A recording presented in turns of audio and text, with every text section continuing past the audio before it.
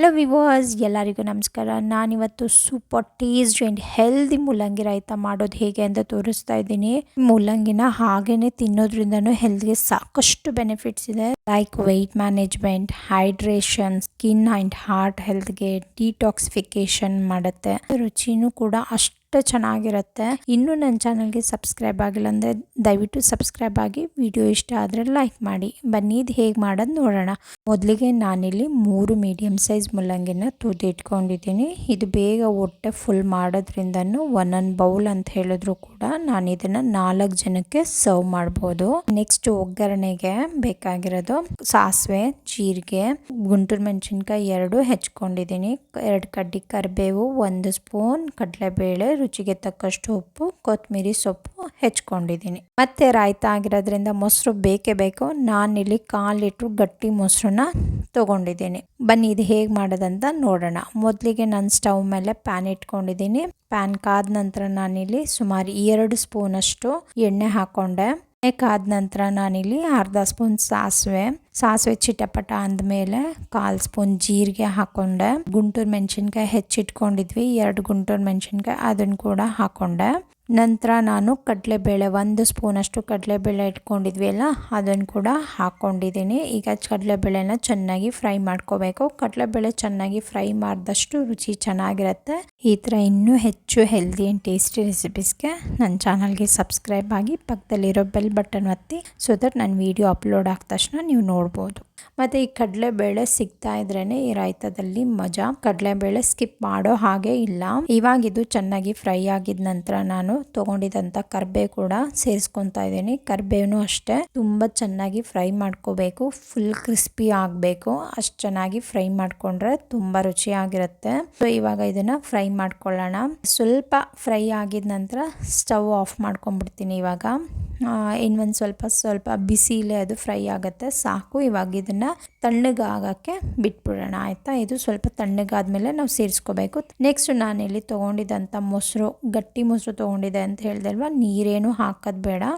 ಇದನ್ನು just beet ಮಾಡ್ಕೊಳ್ಳೋಣ. Beet ಮಾಡಿ ಯೂಸ್ ಮಾಡೋದ್ರಿಂದ ರಾಯ್ತಾಗೆ ತುಂಬ ಚೆನ್ನಾಗಿರುತ್ತೆ. ಇದಾಗಿದ ನಂತರ ನಾನಿಲ್ಲಿ ರುಚಿಗೆ ತಕ್ಕಷ್ಟು ಉಪ್ಪನ್ನು ಸೇರಿಸ್ತಾ ಇದ್ದೀನಿ. ಉಪ್ಪನ್ನ ಆಮೇಲೆ ಕೂಡ ಸೇರಿಸ್ಕೊಬೋದು, ಸೊ ನೋಡಿ ಹಾಕೊಳ್ಳಿ.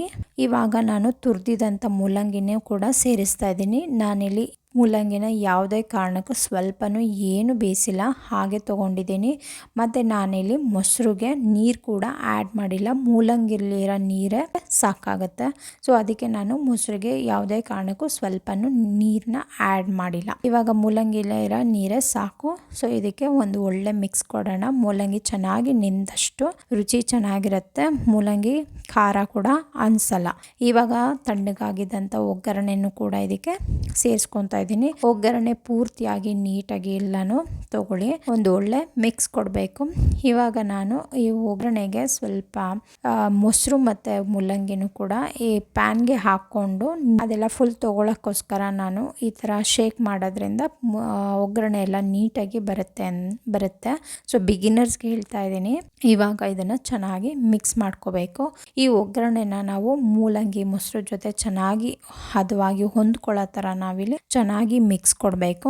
ಮಿಕ್ಸ್ ಕೊಟ್ಟಿದ ನಂತರ ಇವಾಗ ನಾನು ಕೊನೆಯದಾಗಿ ಹೆಚ್ಕೊಂಡಿದ್ದಂಥ ಕೊತ್ತಂಬರಿ ಸೊಪ್ಪನ್ನ ಕೂಡ ಹಾಕೋತಾ ಇದ್ದೀನಿ.